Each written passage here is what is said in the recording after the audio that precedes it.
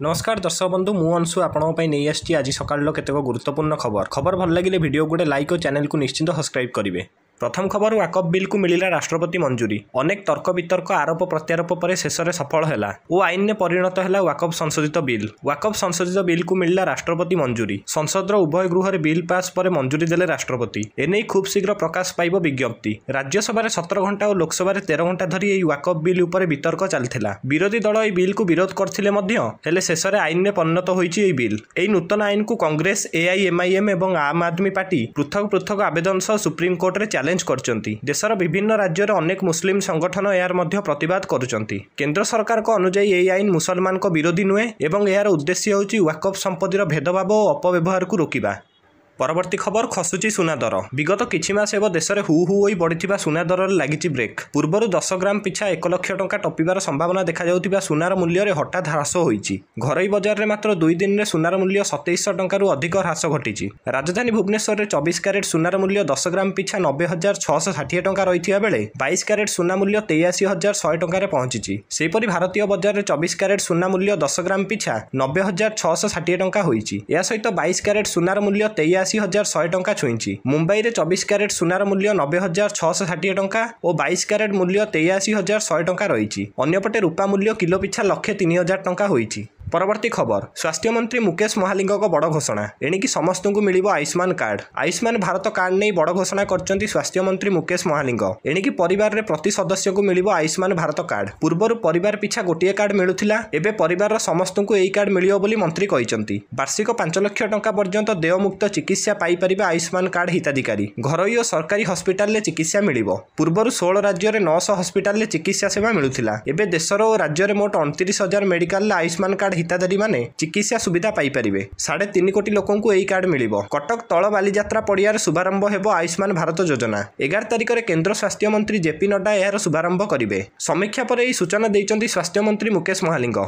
परवर्ती खबर नवीन को गृहबंदी कर रखिंट पांडियान। सरकार थिला बेले भी रखिथिले आ सरकार हटिला परे भी रखिंट। एपरि किछि विस्फोरक मंतव्य दैचंती कांग्रेस वरिष्ठ नेता नरसिंह मिश्र। नरसिंह मिश्र सीधासलख पांडियान को ना न नैथिले मध्य तांको कथा ही पांडियान को आड़कू इशारा करुछि। वाकफ बिल रे बीजेडी सांसद माने भोट देवा परे एभଳି किछि बयान प्रकाश पाइछि। वाकफ बिल रे बीजेडी भोटिंग को नै अनेक लोक अनेक कथा कहउचंती। आउ एहारि भितर नरसिंह मिश्र बड़ बयान सामना को आछि। आउ कहिचंती मुख्य परामर्शदाता नवीन को गृहबंदी कर रखिंट। पूर्वर भी रखिथिले आउ एबे भी रखिंट। नवीन को दिल्ली नहीं ब्लैक डील करुचंती। मिलित मंत्रिमंडल करने को योजना करचंती बोली कहिचंती नरसिंह मिश्र।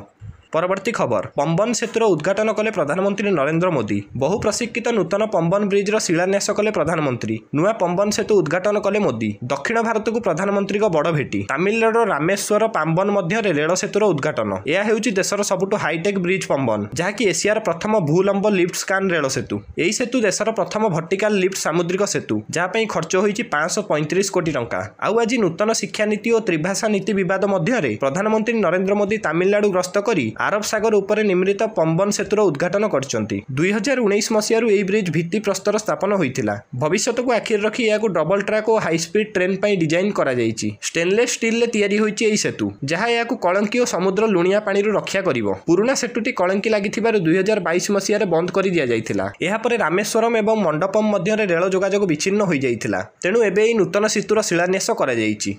परवर्ती खबर बढ़िला राशन सह आधार लिंक समय। केंद्रीय खाद्य सुरक्षा विभाग एक अधिसूचना कहते जे एबे जून 30 जाए राशन कार्ड सह आधार कार्ड लिंक करा जाई परिबो। धार्य समय सीमा मध्य आपण माने राशन सह आधार कार्ड लिंक करि परिबे। आउ सरकारी सुविधार वंचित हेबेनी। उपभोक्ता मानक एबे राशन कार्ड रे आधार लिंक करिया पई 3 मासर समय दिया जाइछि। पूर्वर मात्र मार्च 31 जाए राशन कार्ड सहित आधार लिंक रो डेडलाइन रहिथिला। आउ एही समय सीमा सरी जिबा कारण अनेक लोक चिंतारे थिले। जे माने एही समय सीमा मध्य आधार लिंक करि नथिले सेमाने चिंतारे पड़ी जाइथिले। जे माने आधार लिंक करनथिले सेमानक मुंड उपर गोटे चिंता चलथिला कि सेमानक राशन कार्ड कटिजिवो एवं सेमाने आ राशन पाई परिबे नाही। हेले केंद्र सरकार एबे सेमानक आश्वस्ति करूचंती। मार्च 31 तारिख जाए राशन कार्ड रे ई-केवाईसी अपडेट पई डेडलाइन रहिथिला। एहा परे राष्ट्रीय खाद्य सुरक्षा अधिनियम अंतर्गत कार्ड रे थिबा समस्त व्यक्ति को ई-केवाईसी कराइबा बाध्यतामूलक रहिथिला। तेणु एहाकु आखि आगे रखी एही डेडलाइन को जून 30 जाए बढ़ा जाइछि। कुहा जाइछि कि जदि जून 30 जाए राशन कार्ड रे थिबा सदस्य को ई-केवाईसी बा आधार लिंक होई नाही, तेबे राशन ने सेमानक ना काटि दिया जिवो।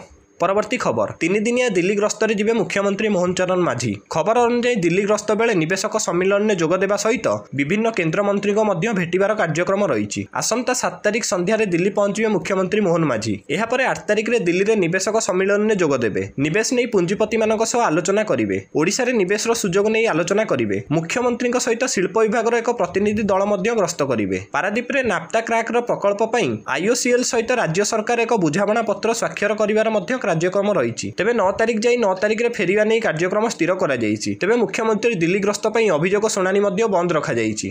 ପରବର୍ତ୍ତୀ ଖବର କୋଇଲା ଚୋରି ମାମଲାରେ ହେବ ଦୃଢ଼ କାର୍ଯ୍ୟାନୁଷ୍ଠାନ। ସୁନ୍ଦରଗଡ଼ରେ କୋଇଲା ଚୋରି ଘଟଣାରେ ଥାନାରେ ପହଞ୍ଚିଲା ମାମଲା। ହେମଗିରି ଥାନାରେ ଲିଖିତ ଅଭିଯୋଗ କରିଛନ୍ତି ମାଇନିଂ ବିଭାଗ। ଜୁନିୟର ମାଇନିଂ ଅଫିସର ମଙ୍ଗଲ ହେମ୍ରମ ହେମଗିରି ଥାନାରେ ଦେଇଛନ୍ତି ଏତଲା। ହେମଗିରି ଥାନା ଟେଲେନ୍ ଦିହି ଫରେଷ୍ଟ ମଧ୍ୟରେ ଚୋରା କୋଇଲା ଖଣି କରି ବେଆଇନ କୋଇଲା ପରିବହନ କରାଯାଉଥିବା ନେଇ ଲିଖିତ ଅଭିଯୋଗ କରିଛି ଖଣି ବିଭାଗ।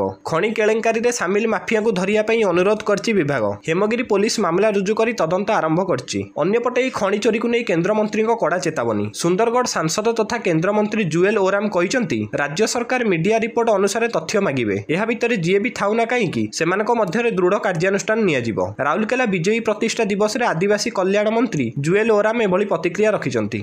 ପରବର୍ତ୍ତୀ ଖବର ପୁରୀ ସିଂହଦୁଆରରେ ସାମ୍ବାଦିକାକୁ କଲେ ଆକ୍ରମଣ। ଶ୍ରୀମନ୍ଦିର ସିଂହଦୁଆର ସମ୍ମୁଖରେ ଦାଦାଗିରି ଦେଖାଇଲେ ସେବାୟତ। କ୍ୟାମେରା ଓ ମୋବାଇଲ ଫୋନ୍ ଛଡ଼ାଇ ନେବା ସହିତ ଗଣମାଧ୍ୟମ ପ୍ରତିନିଧିମାନଙ୍କୁ ମାରଣାତ୍ମକ ଆକ୍ରମଣ କରିଛନ୍ତି ସେବାୟତ। ଆକ୍ରମଣର ଶିକାର ହୋଇ ଜଣେ ମହିଳା ସାମ୍ବାଦିକା ସଦର ମୁଖ୍ୟ ଚିକିତ୍ସାଳୟରେ ଭର୍ତ୍ତି ହୋଇଛନ୍ତି। ଜଣେ କ୍ୟାମେରାମ୍ୟାନ୍ ମଧ୍ୟ ଆହତ ହୋଇ ଚିକିତ୍ସା ହେଉଛନ୍ତି। ପ୍ରାୟ 20ରୁ ଉର୍ଦ୍ଧ୍ୱ ସେବାୟତ ଏହି ଘଟଣାରେ ସମ୍ପୃକ୍ତ ଥିବାର ଦେଖିବାକୁ ମିଳିଛି। ସୂଚନା ମୁତାବକ ଶ୍ରୀମନ୍ଦିର ସିଂହଦୁଆରଠାରେ ଟଙ୍କା ନେଇ ଭକ୍ତମାନଙ୍କୁ ଛାଡୁଥିବାର ଅଭିଯୋଗ କରିଥିଲେ ଭକ୍ତ। ଏହି ଘଟଣାକୁ ବିଭିନ୍ନ ଗଣମାଧ୍ୟମ ପ୍ରସାରିତ କରିବା ପରେ ଏହାକୁ ନେଇ ସେବାୟତ ମଧ୍ୟରେ ଅସନ୍ତୋଷ ପ୍ରକାଶ ପାଇଥିଲା, ଯାହାକୁ ନେଇ ଆଜି ଗଣମାଧ୍ୟମକୁ ଆକ୍ରମଣ କରିଥିଲେ ସେବାୟତ। ଜଣେ ମହିଳା ସାମ୍ବାଦିକା ସହ ଅନ୍ୟ ଗଣମାଧ୍ୟମ ପ୍ରତିନିଧି ଓ କ୍ୟାମେରାମ୍ୟାନ୍ ଶ୍ରୀମନ୍ଦିର ସମ୍ମୁଖରେ ଖବର ସଂଗ୍ରହ କରିବାକୁ ଯାଇଥିଲେ। ଏହି ସମୟରେ ସେଠାରେ କିଛି ସେବାୟତ ଦାଦାଗିରି ଦେଖାଇ ଗଣମାଧ୍ୟମ ପ୍ରତିନିଧିମାନଙ୍କୁ ମାରଣାତ୍ମକ ଆକ୍ରମଣ କରିଛନ୍ତି, ଯେଉଁଥିରେ ମହିଳା ସାମ୍ବାଦିକା ଆହତ ହୋଇଛନ୍ତି। ତାଙ୍କ ସହ ଥିବା କ୍ୟାମେରାମ୍ୟାନ୍ ମଧ୍ୟ ଆହତ ହୋଇଛନ୍ତି। ସେବାୟତ ଆକ୍ରମଣ ପରେ କ୍ୟାମେରା ଓ ଫୋନ୍ ଛଡ଼ାଇ ନେଇଥିଲେ। ଆକ୍ରମଣର ଶିକାର ହୋଇଥିବା ମହିଳା ସାମ୍ବାଦିକକୁ ସଦର ମୁଖ୍ୟ ଚିକିତ୍ସାଳୟରେ ଭର୍ତ୍ତି କରାଯାଇଛି। ସେପଟେ ଏହି ଘଟଣାକୁ ନେଇ ସାମ୍ବାଦିକମାନଙ୍କ ପକ୍ଷରୁ ସିଂହଦୁଆର ଥାନାରେ ଏତଲା ଦିଆଯାଇଛି। ପରବର୍ତ୍ତୀ ଖବର ଆଜି ମୁଖ୍ୟମନ୍ତ୍ରୀଙ୍କ ଜନଶୁଣାଣି ଅଭିଯୋଗ ବନ୍ଦ ରହିବ। ଏପ୍ରିଲ 7 ସୋମବାରରେ ମୁଖ୍ୟମନ୍ତ୍ରୀଙ୍କ ଜନ ଅଭିଯୋଗ ଶୁଣାଣି କାର୍ଯ୍ୟକ୍ରମ ବନ୍ଦ ରହିବ। ମୁଖ୍ୟମନ୍ତ୍ରୀଙ୍କ ଅନ୍ୟାନ୍ୟ ଗୁରୁତ୍ୱପୂର୍ଣ୍ଣ କାର୍ଯ୍ୟ ଥିବାରୁ ଏହି ସୋମବାର ୟୁନିଟ୍ 5 ଭୁବନେଶ୍ୱର ସ୍ଥିତ ମୁଖ୍ୟମନ୍ତ୍ରୀଙ୍କ ଅଭିଯୋଗ ପ୍ରକୋଷ୍ଠଠାରେ ଜନ ଅଭିଯୋଗ ଶୁଣାଣି ବନ୍ଦ ରହିବ। ପରବର୍ତ୍ତୀ ଅଭିଯୋଗ ଶୁଣାଣି ତାରିଖ ସମ୍ବାଦପତ୍ର ଓ ଅନ୍ୟାନ୍ୟ ଗଣମାଧ୍ୟମ ଜରିଆରେ ଜଣାଇ ଦିଆଯିବ। ଏ ସମ୍ପର୍କରେ ରାଜ୍ୟ ସାଧାରଣ ପ୍ରଶାସନ ଓ ସାଧାରଣ ଅଭିଯୋଗ ବିଭାଗ ପକ୍ଷରୁ ସୂଚନା ଦିଆଯାଇଛି।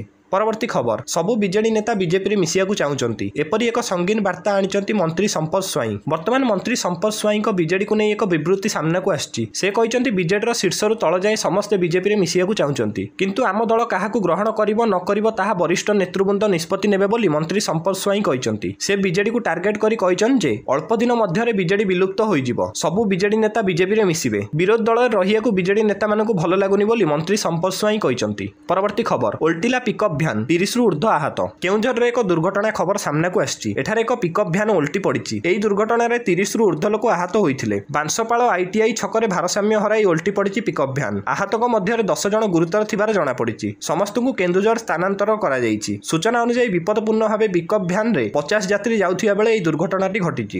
ପରବର୍ତ୍ତୀ ଖବର କମିବ ପେଟ୍ରୋଲ ଓ ଡିଜେଲ ଦର। ବହୁତ କମ୍ ଘଟେ ଯେ ଗୋଟେ ପଟେ ମୁଦ୍ରା ବଜାରରେ ଡଲାର ତୁଳନାରେ ଟଙ୍କା ମଜବୁତ ହେଉଛି ଏବଂ ଅନ୍ୟପଟେ ଅନ୍ତର୍ଜାତୀୟ ବଜାରରେ ଅଶୋଧିତ ତୈଳର ମୂଲ୍ୟ ହ୍ରାସ ପାଉଛି। ଶୁକ୍ରବାର ଡଲାର ତୁଳନାରେ ଟଙ୍କା 5 ପଇସା ମଜବୁତ ହୋଇଥିଲା। 85.25ରେ ବନ୍ଦ ହୋଇଯାଇଥିଲା। ଅନ୍ୟପକ୍ଷରେ ଶୁକ୍ରବାର ତୈଳ ମୂଲ୍ୟରେ ମଧ୍ୟ ଗତ 3 ବର୍ଷ ମଧ୍ୟରେ ସବୁଠୁ ବଡ଼ ହ୍ରାସ ଦେଖିବାକୁ ମିଳିଛି। ଏହା 3.26% ହ୍ରାସ ପାଇ ବ୍ୟାରେଲ ପିଛା 67.87 ଡଲାର ସ୍ତରରେ ପହଞ୍ଚିଛି। ଯଦି ଏହା ସାଧାରଣ ସମୟରେ ହୋଇଥାନ୍ତା ତେବେ ତୈଳ କମ୍ପାନୀଗୁଡ଼ିକ ନିଶ୍ଚିତ ଭାବରେ ଜନସାଧାରଣଙ୍କ ପେଟ୍ରୋଲ ଓ ଡିଜେଲ ଖୁଚୁରା ମୂଲ୍ୟରେ ହ୍ରାସ ଉପହାର ଦେଇଥାନ୍ତେ, କିନ୍ତୁ ବର୍ତ୍ତମାନ ଏହାର ଆଶା କମ୍ ମନେ ହେଉଛି। ଅର୍ଥ ମନ୍ତ୍ରାଳୟର ଶୀର୍ଷ ଅଧିକାରୀମାନେ କହିଛନ୍ତି ଯେ ଟ୍ରମ୍ପ ପ୍ରଶାସନ ଦ୍ୱାରା ପାରିସ୍ପାରିକ ଶୁଳ୍କ ଲାଗୁ ହେବା ପରେ ଯେଉଁଭଳି ବିଶ୍ୱରେ ପରିବେଶ ସୃଷ୍ଟି ହେଉଛି ତାହାକୁ ବିଚାର କରି ସତର୍କ ରହିବାକୁ ପଡ଼ିବ। ଏହି ଏଜେନ୍ସି ଆକଳନ କରିଛି ଯେ 6 ମାସ ପାଇଁ ଅଶୋଧିତ ତୈଳର ମୂଲ୍ୟ 75ରୁ 80 ଡଲାର ରହିବ। ଏବେ ମୂଲ୍ୟ ସ୍ୱତନ୍ତ୍ର ଗବେଷଣା ଏଜେନ୍ସିଗୁଡ଼ିକର ଆକଳନ ଠାରୁ କମ୍ ହୋଇଯାଇଛି ଏବଂ କିଛି ଅନ୍ତର୍ଜାତୀୟ ଏଜେନ୍ସି କହିଛନ୍ତି ଯେ ଏହା ଆହୁରି କମ୍ ହେବ, କାରଣ କୁହାଯାଉଛି ଯେ ଆମେରିକା ମଧ୍ୟ ଅଶୋଧିତ ତୈଳ ଉତ୍ପାଦନ ବୃଦ୍ଧି କରୁଛି ଏବଂ ପେଟ୍ରୋଲିୟମ ଉତ୍ପାଦକ ଦେଶମାନଙ୍କର ସଂଗଠନ ମଧ୍ୟ ଉତ୍ପାଦିତ ବୃଦ୍ଧି କରିବାକୁ ନିଷ୍ପତ୍ତି ନେଇଛନ୍ତି। ଗୋଟେ ପଟେ ଉତ୍ପାଦନ ବୃଦ୍ଧି ପାଇବାର ସମ୍ଭାବନା ଅଛି ଏବଂ ଅନ୍ୟପଟେ ଚାହିଦା ହ୍ରାସ ପାଇବାର ସମ୍ଭାବନା ସମ୍ଭାवନା ରହୁଛି। ପରବର୍ତ୍ତୀ ଖବର ଯାତ୍ରାପାଟିରେ ବିବାଦ, ଥାନାର ଦ୍ୱାରସ୍ଥ ହେଲେ ହାସ୍ୟ କଳାକାର। ତୁଳସୀ ଗଣନାଟ୍ୟ ମାଲିକ ଅନନ୍ତ ନାରାୟଣ ଧଳ ଓରଫ ନାଣ୍ଡୁ ବାବୁଙ୍କ ନାଁରେ ବାଲିଚନ୍ଦ୍ରପୁର ଥାନାରେ ଏତଲା ଦେଇଛନ୍ତି ହାସ୍ୟ ଅଭିନେତା ନରୀ ପଣ୍ଡା। ନିଜ ଏତଲାରେ ନରୀ ଦର୍ଶାଇଛନ୍ତି ଯେ ନାଣ୍ଡୁ ତାଙ୍କୁ ଆକ୍ରମଣ କରିବା ସହିତ ଜୋର ଜବରଦସ୍ତ କୋର୍ଟ ଷ୍ଟାମ୍ପ ଥିବା କାଗଜରେ ଦସ୍ତଖତ ନେଇଛନ୍ତି। ତାଙ୍କ ଜୀବନ ପ୍ରତି ବିପଦ ଥିବା ସେ ଏତଲାରେ ଦର୍ଶାଇବା ସହ ଯାତ୍ରାପାଟି ମାଲିକଙ୍କ ବିରୁଦ୍ଧରେ କାର୍ଯ୍ୟାନୁଷ୍ଠାନ ଦାବି କରିଛନ୍ତି। ଦର୍ଶକ ବନ୍ଧୁ, ଆଜିର ଖବର ଭଲ ଲାଗିଥିଲେ ଭିଡିଓକୁ ଗୋଟେ ଲାଇକ୍ ଓ ଚ୍ୟାନେଲକୁ ନିଶ୍ଚିତ ସବସ୍କ୍ରାଇବ କରିବେ। ଜୟ ଜଗନ୍ନାଥ, ଧନ୍ୟବାଦ।